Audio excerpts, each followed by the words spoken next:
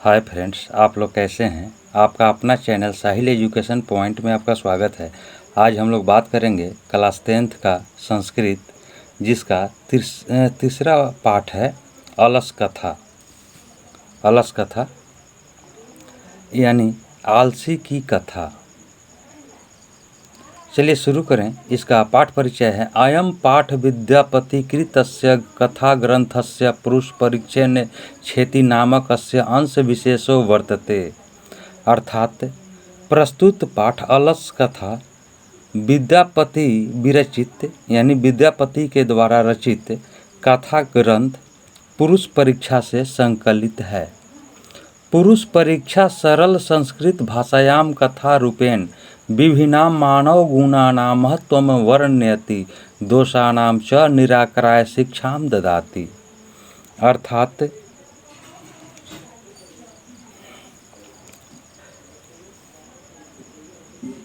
फिर भी संस्कृत भाषा में ग्रंथ के रचनाकार अपनी अप्रतिम प्रतिभा का परिचय दिया है। पुरुष परीक्षा कथा ग्रंथ में मानवीय गुणों पर प्रकाश डाला गया है, तो दोषों से मुक्ति पाने की शिक्षा भी दी गई है।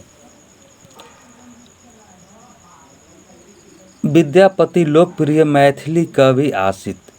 अर्थात विद्यापति प्रसिद्ध मैथिली कवि हैं। अपि च बहूनां संस्कृत ग्रंथानां निर्मातापि विद्यापतिरासीत् इति तस्य विशिष्टता संस्कृत विषये अपि प्रभूता अस्ति। प्रस्तुते पाठे आलस नामकस्य दोषस्य निरूप्य व्यंग्यात्मिका कथा प्रस्तुता विद्यते। नीतिकारालस्यं रिपुपूरं रूपम मन्यते। अर्थात कवि का कहना है कि आलसी व्यक्ति का जीवन अति दुखमय होता है। व्यक्ति अपने आलस्य के कारण कोई भी काम समय पर नहीं कर पाता, फलतः उसे हर कोई नीच दृष्टि से देखता है। मित्र भी ऐसे व्यक्ति से मुंह मोड़ लेता है। इसलिए आलस्य सर्वथा त्याज्य है। अब कहानी की ओर चलते हैं। आसीत मिथिलायां वीरेश्वरो नाम मंत्री। अर्थात मिथिला में वीरेश्वर नाम का एक मंत्री था। स च स्वभाववाद दानशील कारुणक च सर्वे भयो दुर्गत्यभवनता प्रत्यामीक्षणाम भोजनम दापयति। अर्थात वह स्वभाव से दानी और दयावान था। वह संकटग्रस्तों तथा अनाथ लोगों को प्रतिदिन इच्छा भर भोजन देता था। तन्मध्ये लस्य भयोप्यम वस्त्र दाप्यति यत। अर्थात वह आलसियों को भी अन्न वस्त्र देता था। यत अर्थात क्योंकि निर्गितानां च सर्वेषां सह प्रथमो महतः किंचिन क्षमते कर्तुं जठरनापि वहिनाम।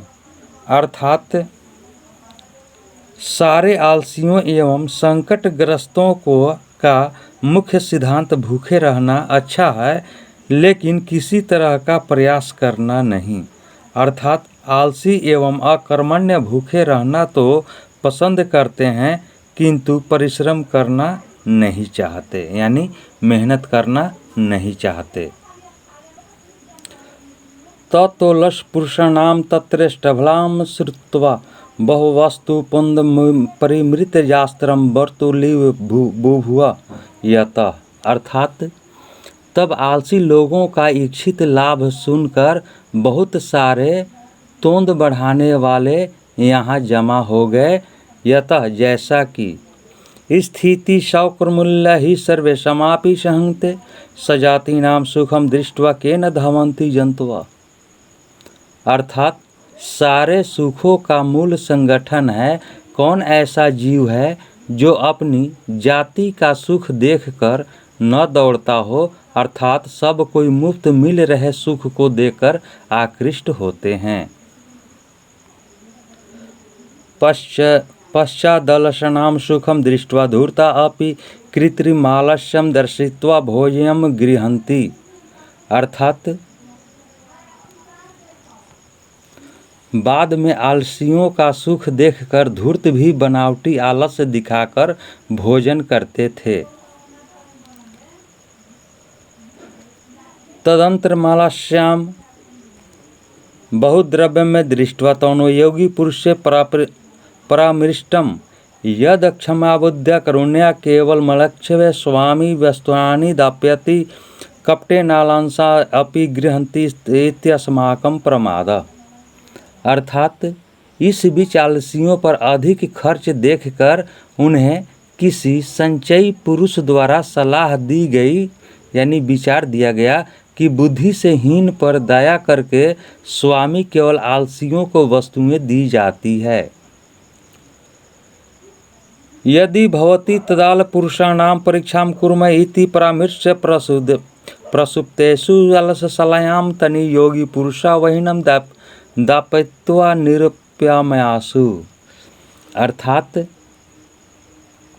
कपट से आलस्यहीन भी वस्तुएं पाते हैं, यह हमारा आलस्य है, इसलिए उन आलसियों की जांच की जाए, ऐसा विचार कर प्रसुप्त अवस्था में आलसियों के घर में आग लगाकर जांचा जाता है। ततो गृहलग्नं प्रवृद्धमांगि दृष्ट्वा धूर्ता सर्वे पलायिता। तब घर में आग फैली हुई देखकर, यानी घर में आग लगी हुई देखकर सभी धूर्त भाग गए। पश्चादिलसाम अपि पलायिता। अर्थात बाद में थोड़ा आलस करने वाले भी भाग पड़े। चत्वार पुरुषत्या सुस्तमा परस्पर मालपंती। अर्थात वहाँ 4 सोए आपस में बात करते हैं। एकेन वस्त्रावृत मुखोनक्तम अहोम कथ्यम कोलाहल। अर्थात एक ने वस्त्राच्छेद मुख से कहा, अरे यह शोरगुल कैसा है। द्वितीयोक्तनम तर्क्य यदस्मिन् गृहे अग्निलग्नो अस्ति। तब दूसरे ने कहा, लगता है इस घर में आग लगी हुई है। तृतीय नोक्तम को अपि तथा धार्मिको नास्ति। य इदानीं जलदैवरावसोभि कैटवर स्वान् प्रावृणोति। अर्थात तीसरे ने कहा, कोई भी वैसा धार्मिक नहीं है जो अभी भीगे हुए आसनों से हमें ढक दे। चतुर्नोक्तम यानी चौथे ने कहा, अय वचालः कति वचनानि वक्तुं शक्नुथं तुष्टिं कथम न तिष्ठत। अर्थात चौथे ने कहा, अरे वचाल कितनी बात करते हो, चुप क्यों न रहते। तत्सचतेषामेव परस्परां श्रुत्वा वहिनं च प्रवृद्धमेषामरूपी पतितस्यन्त दृष्टकं च नियोगी पुरुषोऽध्यायं चत्वारोऽप्यालसा केशवाकृष्य गृहीत्वा गृहाद् बहिकृता। अर्थात तब चारों की आपसी बात सुनकर और उसके ऊपर फैली हुई आग को देखकर नियोगी पुरुष की मृत्यु होने के भय से चारों आलसी को बाल पकड़ करके खींचते हुए बाहर निकाला गया। पश्चात्तम तनियोगी पठितम। अर्थात तब उन्हें इस प्रकार देखकर नियोगी द्वारा कहा गया, पतिरेव गति स्त्रीणां बालानां जननी गति नालसनां गति काचिलो के कारुणिकम बिना। अर्थात स्त्रियों का रक्षक पति होता है, बच्चों का रक्षक माँ होती है, लेकिन आलसियों का रक्षक दयावान पुरुष के अतिरिक्त संसार में और कोई नहीं होता। पश्चातेषु चतुर्षु बलेषु तत्तोप्याधिकतरं वस्तुवंत्री दापयामास। अर्थात बाद में उन चारों को पहले से भी अधिक वस्तुएं मंत्री द्वारा दी जाने लगी। दोस्तों, यह था अलस कथा पाठ का हिंदी में भावार्थ। यह वीडियो आपको कैसा लगा? वीडियो को लाइक करें, शेयर करें। चैनल पर नए हैं तो चैनल को सब्सक्राइब करें, बेल आइकन का बटन दबा दें जिससे कि वीडियो सबसे पहले आप तक पहुंच सके। अब हम लोग अगले वीडियो में मिलते हैं, तब तक के लिए जय हिंद, जय भारत।